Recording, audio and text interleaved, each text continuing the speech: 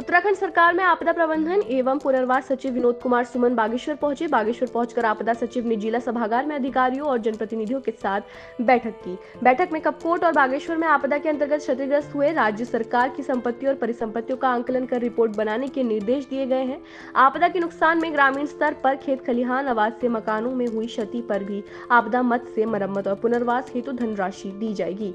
उत्तराखंड सरकार के पास आपदा मद में खर्च करने के लिए धनराशि पर्याप्त मात्रा में है। आपदा के मानकों में केंद्र और राज्य स्तर से बदलाव कर शिथिलता लाई गई है। बागेश्वर शहर की प्रमुख समस्याओं में बंद पड़े झूला पुल को खोलना, स्वास्थ्य विभाग की समस्याएं तथा मंडल सेरा क्षेत्र के अंतर्गत आने वाली कुंती गधेरे की रोकथाम जैसी महत्वपूर्ण समस्याओं से जिलाधिकारी बागेश्वर अनुराधा पाल ने सचिव विनोद कुमार सुमन को अवगत कराया है। कपकोट का हाल बताते हुए पूर्व जिला पंचायत अध्यक्ष हरीश ऐठानी ने आपदा की भेंट चढ़ गए मल्ला, विचला और तल्ला दानपुर के ग्रामीणों के विस्थापन और पुनर्वास की व्यवस्था सरकार द्वारा नहीं की गई है।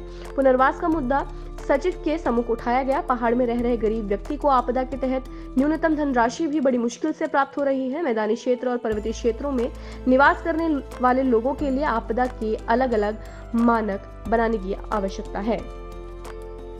बागेश्वर से नरेंद्र बिष्ट की रिपोर्ट। आप जानते हैं कि बागेश्वर जनपद आपदा की दृष्टि से काफ़ी संवेदनशील है। यहाँ आए दिन तमाम तरह की आपदाओं से लोगों का सामना होता रहता है।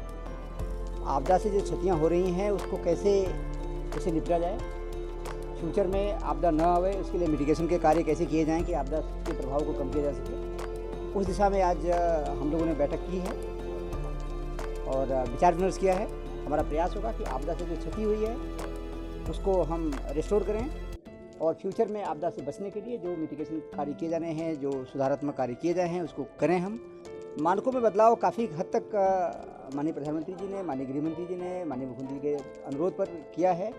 मानक काफ़ी अच्छे हो गए हैं कई चीज़ों में, सड़कों के, पुल के, नहरों के, जो रेस्टोरेशन के काम हैं, जो चेक हमें रोकने के लिए हम बनाते हैं, दीवार वगैरह बनाते हैं पानी के बहाव को रोकने के लिए, तो सब मानक काफ़ी अच्छे हो गए हैं। तो प्राथमिक विद्यालय के लिए, प्राथमिक स्वास्थ्य केंद्र के लिए, माध्यमिक विद्यालय के लिए मानक बहुत अच्छे हो गए हैं। तो उसमें हम लोग प्रयास कर रहे हैं कि उस मानकों को ध्यान में रखते हुए कार्य कराया जाए ताकि लोगों की समस्याओं को दूर किया जा सके और लोगों को सहूलियत प्रदान की जा सके। जो माननीय प्रभारी अधिकारी जो हमारे बागेश्वर के हैं, हम सौभाग्य जानें कि वो हमारे प्रभारी अधिकारी भी हैं और साथ साथ आपदा प्रबंधन अधिकारी भी हैं, हमारे जो सचिव आपदा भी हैं।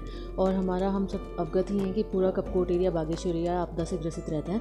तो हमारे जितने भी आपदा का जो नए नियम आए हैं, सर ने उनके अनुपालन के लिए हम लोग को निर्देशित किया है। बागेश्वर की जो बहुत पुरानी टाइम की जो समस्या है, चाहे झूला पुल को लेकर हो, चाहे हमारा कुंती नाले को लेकर मंडल सेरा की समस्या है, या हेली उड़ान की समस्या है, या फिर यहाँ पर चिकित्सा विभाग की विभिन्न समस्याएं, नया हॉस्पिटल बनना है, नया स्टेडियम, तो उन सब के बारे में सर को अवगत कराया गया और सर ने आश्वासन दिया कि उसको शासन स्तर पर उसकी चर्चा करके उसका समाधान यथाशीघ्र निकालने की कोशिश करेंगे। बाकी आज जो है हम फील्ड का दौरा भी सर को बागेश्वर विधानसभा क्षेत्र में कराएंगे। कल पूरी जो मीटिंग है वो कपकोट एरिया में, कपकोट एरिया के जितने भी आपदाग्रस्त हमारी सड़कें हैं जो हैं वो सर को दिखाने का है। और कपकोट में भी कल एक मीटिंग हम लोगों ने सर के उसमें रखी है। और मुआवजे जो भवनों के हैं, आज सरकार 150 करोड़ के पुनर्निर्माण की बात कर रही है, 200 करोड़ की पुनर्निर्माण की बात कर रही है, 500 करोड़ की पुनर्निर्माण की बात कर रही है, लेकिन जो पीड़ित जो पहाड़ में जो हम कह रहे हैं एक तरफ से पलायन नहीं होना चाहिए, आदमी ने वहीं रहना चाहिए हमारे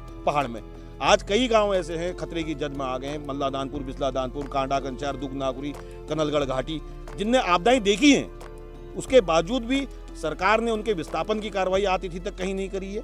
और सरकार ने आज एक गरीब का मकान टूट रहा है तो 1,30,000 का मुआवजा सरकार कहती है, और जबकि वही मुआवजा आपके हल्द्वानी और भावर के क्षेत्र में है और वही मुआवजा आपका पर्वतीय क्षेत्रों में भी है। अगर 1 सीमेंट का कट्टा 300 रुपये में हल्द्वानी में आता है तो पहाड़ पहुँचते पहुँचते 450-500 रुपये का वो सीमेंट का कट्टा हो जाता है। तो मेरा इसी वजह से हमने, और जो कमाऊ सदस्य जो हमारा है, उस कमाऊ सदस्य की मृत्यु होने पर हमने 25 लाख की मुआवजे की धनराशि सरकार की तरफ से करने, क्योंकि पहाड़ जैसा जीवन उसके परिवार के, उसके बच्चों ने जीना है। तीसरी आपदा के जो में हमारे जो खेत के कोने टूट जाते हैं, हमारे खेतों के मेड़ टूट जाती है, आंगन धस जाता है, तो आपदा काल शुरू होने से पहले सरकार उनको चिन्हित कर कहीं पर 50,000, कहीं पर 1 लाख, कहीं पर 5,000, कहीं पर 10,000 हमारे खेत और लोगों के आंगन और लोगों के शौचालय, इन चीज़ों को बचाया जा सकता है, जिससे सरकार के ऊपर लोड कम पड़ेगा। इसमें सरकार